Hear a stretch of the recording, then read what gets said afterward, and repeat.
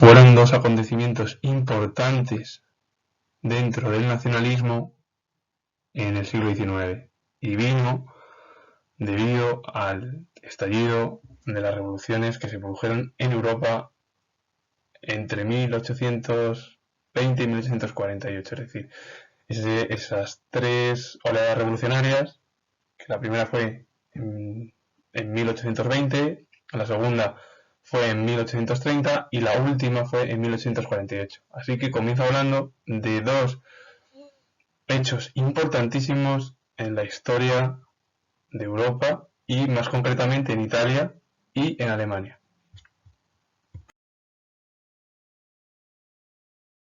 Los antecedentes. Las unificaciones en Italia y Alemania se produjeron por varios motivos. El primero, la ocupación francesa.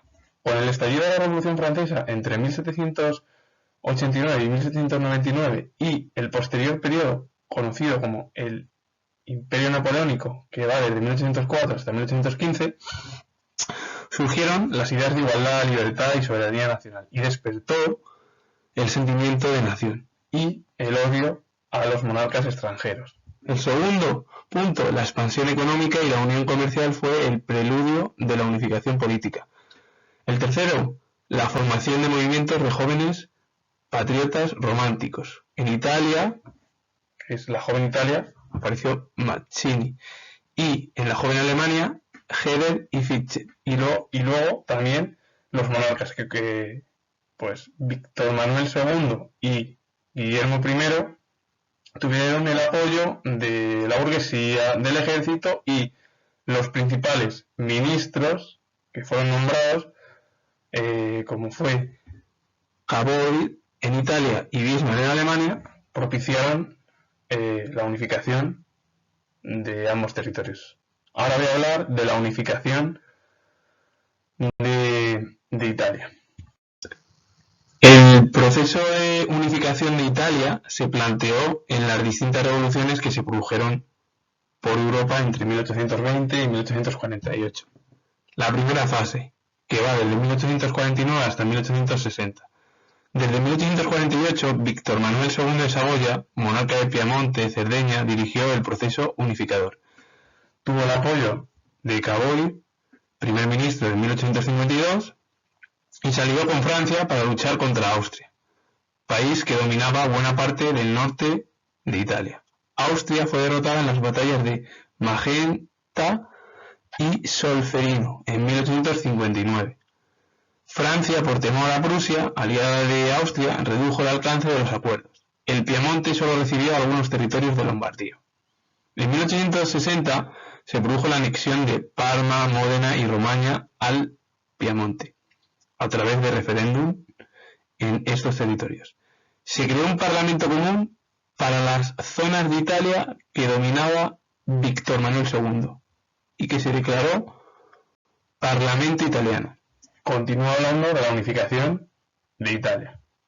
La segunda fase, desde 1860 hasta 1865, se centró en la campaña de incorporación de Sicilia. Cavour contó con el apoyo de Garibaldi, nacionalista y republicano. En 1860, los campesinos silicianos se rebelaron contra el monarca de Nápoles y Cavour aprovechó el descontento y mandó a Garibaldi junto a los 1000 camisas rojas y fueron enviados a Sicilia, que se encontraba en el sur, y las Marcas y Umbría en el centro de Italia. Todos estos territorios fueron incorporados al reino de Piamonte y el nuevo parlamento reconoció como monarca de Italia a Víctor Manuel II. Tercera fase, desde 1865 hasta 1870. Solo faltaba la incorporación de los estados pontificios y el Véneto al nuevo estado italiano. La guerra de Prusia e Italia contra Austria en 1866 finalizó con la derrota austriaca, que cedió Venecia a Italia, aunque no así otros territorios como Trentino e Istria. Roma quedó unida a Italia, proclamada capital del nuevo estado tras la derrota de Francia en Sedan en 1870.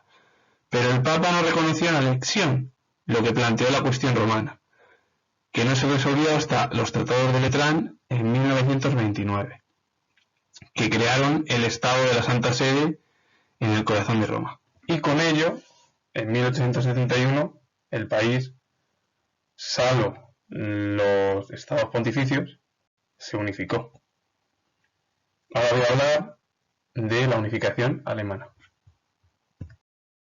La unificación alemana. El Parlamento de Frankfurt, que surgió de las revoluciones de 1848, propuso la unificación de Alemania en forma de monarquía constitucional con el monarca de Prusia en el trono.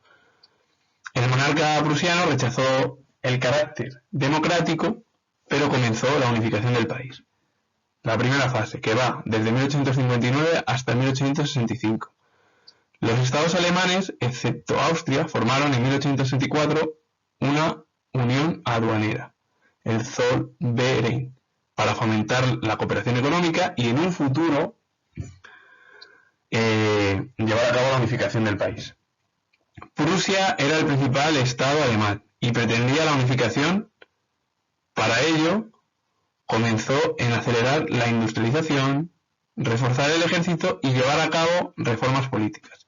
En 1862, Bismarck fue nombrado canciller de Prusia.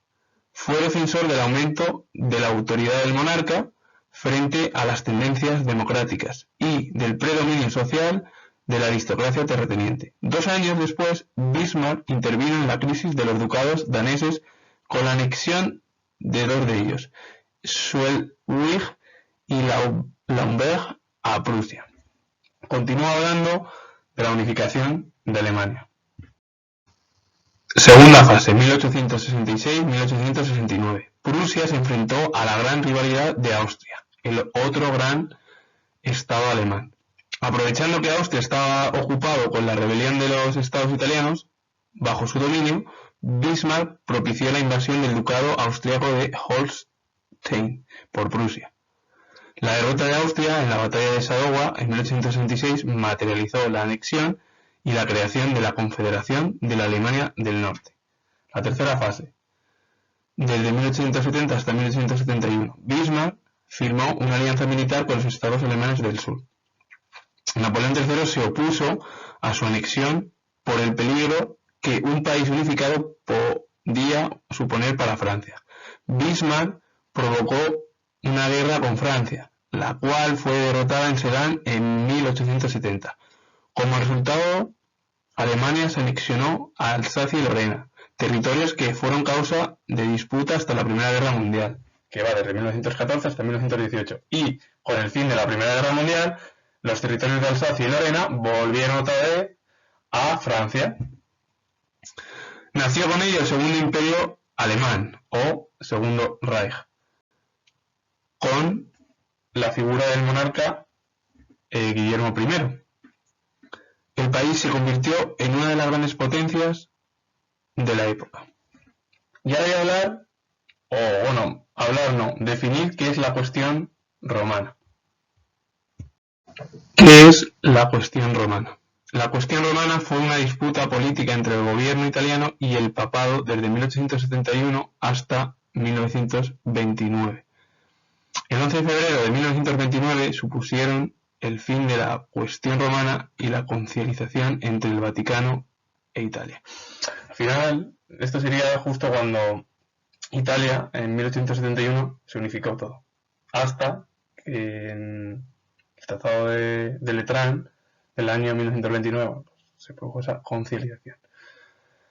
Para finalizar, decir que tengo la historia y si os ha gustado, darle a like, suscribiros y comentar. Saludos. Adiós.